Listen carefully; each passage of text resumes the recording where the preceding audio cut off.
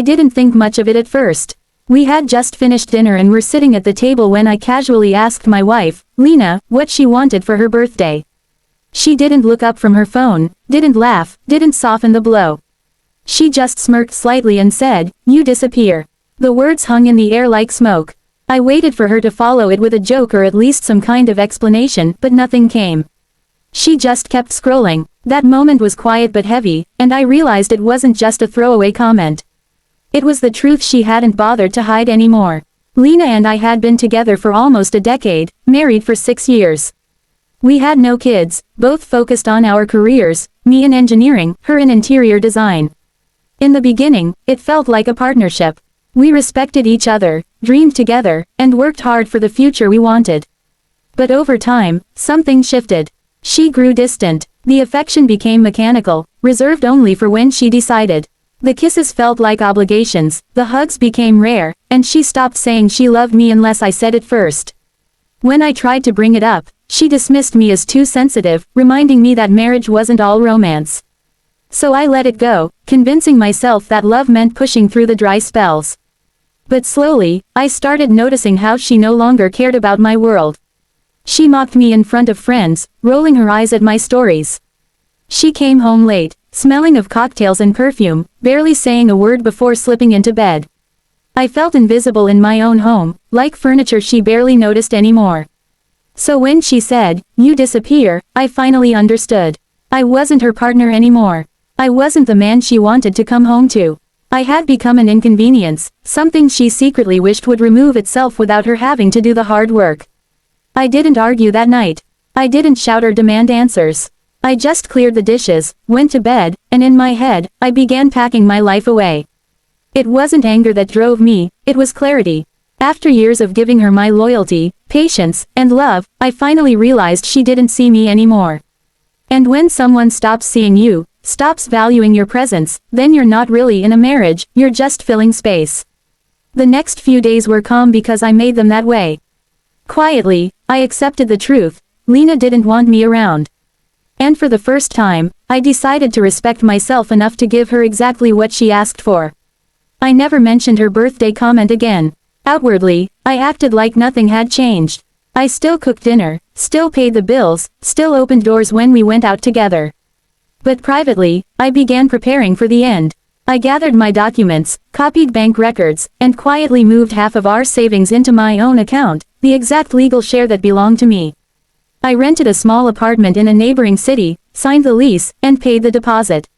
I took photos of everything I owned from before our marriage so there would be no confusion later. Then I scheduled a moving company to come on a night I knew Lena would be out with her friends.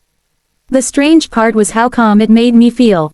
Not angry, not broken, just peaceful. For the first time in years, I wasn't reacting to her moods or waiting for scraps of affection. I was choosing myself. One morning I watched her getting ready, humming softly as she applied her makeup in the mirror, completely unaware that she was about to lose the life she took for granted. I didn't feel resentment, just clarity. She believed she could speak to me however she wanted, with no consequences. She mistook my patience for weakness, but she never understood that kindness is not the same as surrender. That birthday dinner turned out to be the last time we ever sat together at our kitchen table. When I left, I made sure everything was in order, no fights, no mess, no shouting. Just absence. Exactly what she had asked for.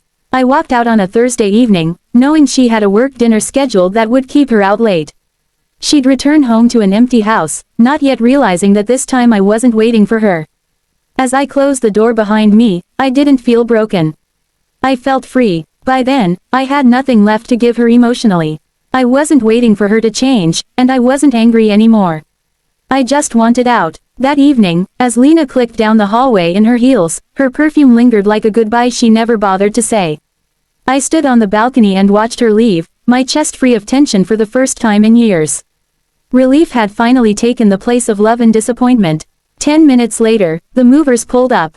2 men, professional and efficient, carrying out their work with no idea that they were helping me slip away from my own marriage. Everything I packed belonged to me. My tools, my old books, gym gear, guitars, and framed photos from before Lena ever entered my life.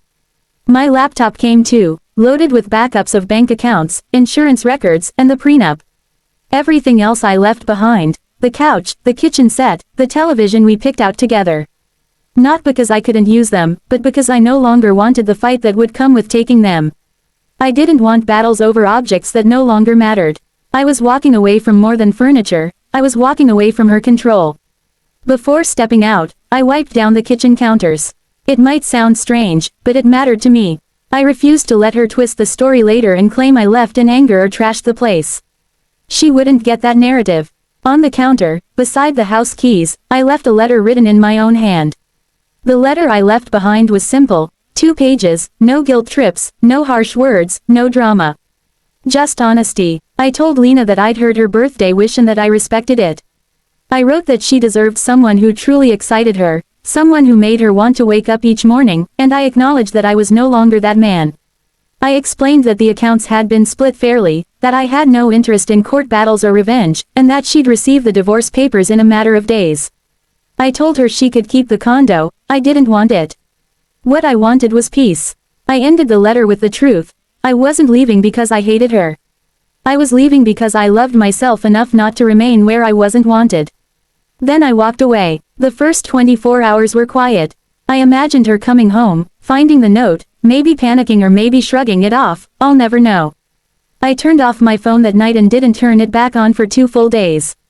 Instead, I bought a new number and started fresh. The apartment I moved into was nothing extravagant, just a modest furnished place across town. But it was clean, quiet, and mine. That first night, I slept deeply, no tossing, no staring at the ceiling, no restless heart. Just silence. For the first time in years, I had nothing to explain, nothing to defend, nothing to endure. And that kind of freedom, you don't realize how badly you need it until it's finally in your hands. But of course, silence never lasts forever. By the 3rd day, emails began trickling into my private account, the one Lena never had access to. Messages from her sister, from mutual friends, from people I hadn't heard from in years. All of them asking the same things. What happened? Why didn't you talk to her first? She's devastated. How could you just walk out like that? What amazed me most was how quickly people formed opinions.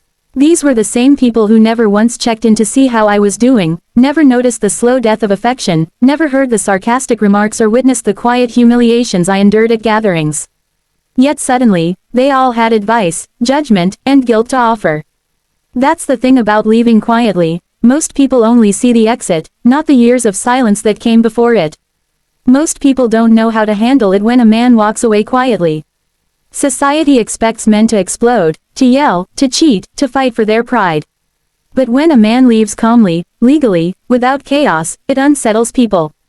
It almost offends them. One of Lena's friends messaged me saying she was crying every night, that she hadn't meant what she said, and that I should have handled it, like an adult. I replied politely, but honestly, for 2 years, I had tried to talk. For 2 years, I got sarcasm and silence in return.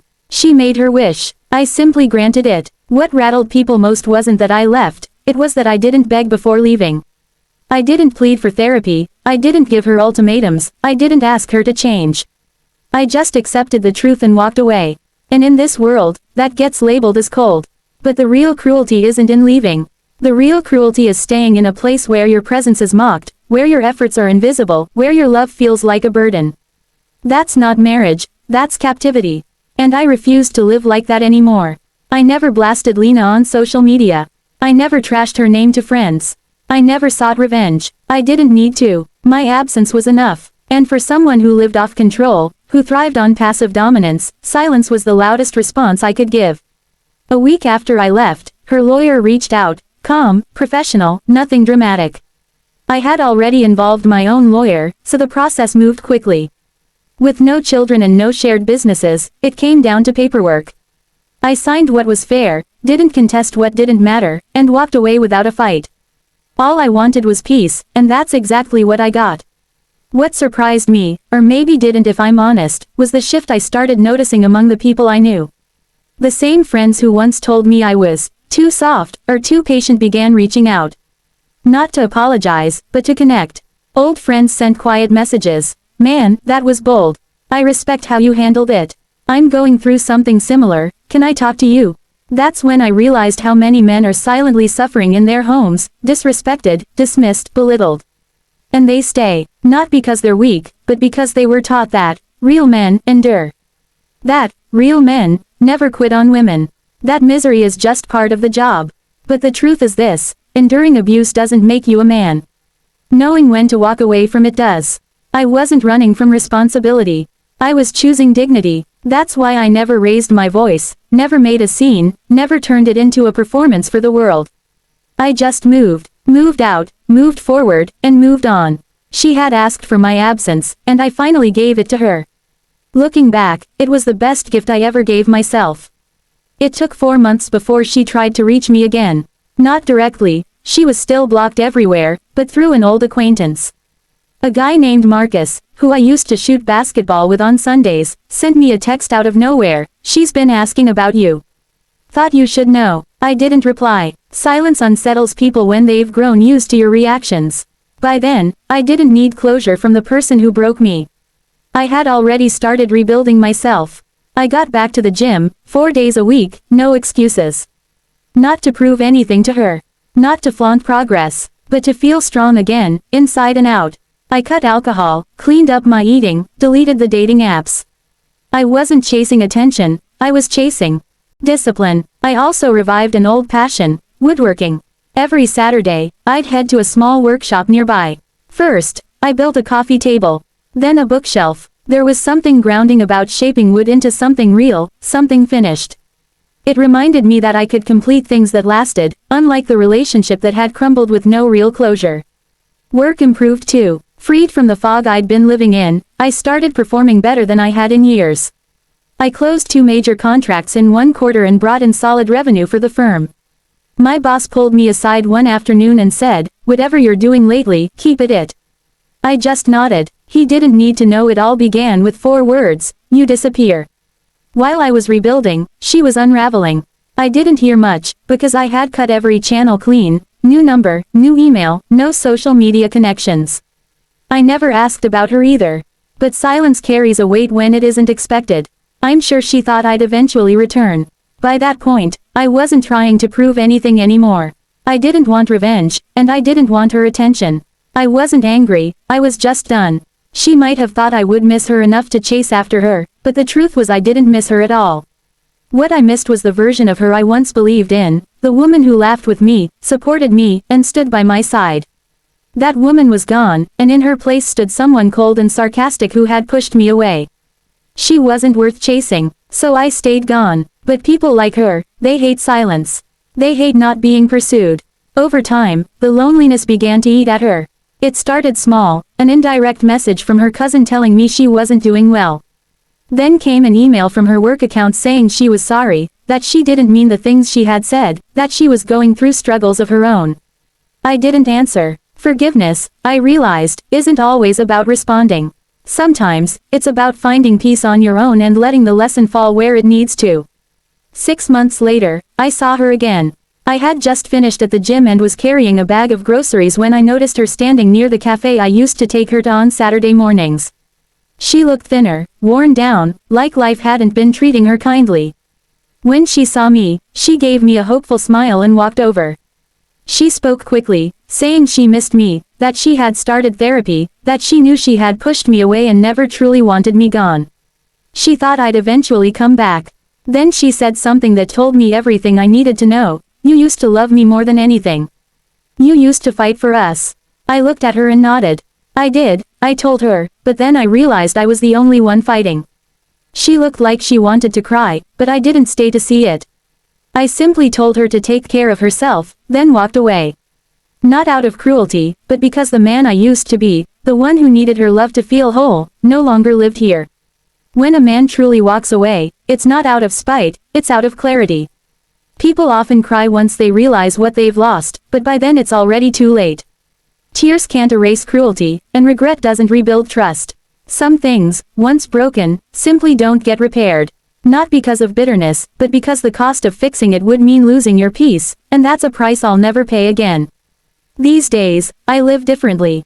My circle is small, my home is calm, and I travel when I choose to. I don't chase, I don't beg, and I don't waste energy on people who don't value it. I've learned to see the red flags and never ignore them. I'm not bitter, I'm not angry, and I'm not out for revenge. I'm just free. If there's one lesson I carry from that chapter of my life, it's this: when someone tells you to disappear, they think they're insulting you, that they're holding the power. But if you listen and actually go, you realize the insult was never about you at all. It was a confession: they never deserved your presence in the first place. And your absence becomes the closure they never expected. This story shows the painful yet liberating journey of a man who chose peace over chaos. After being pushed away by the woman he once loved, he realized he was holding on to someone who no longer existed. Walking away wasn't about anger, it was about clarity. In the silence that followed, he found healing, freedom, and a new life built on peace and self-respect. The conclusion is clear: not every broken bond deserves repair.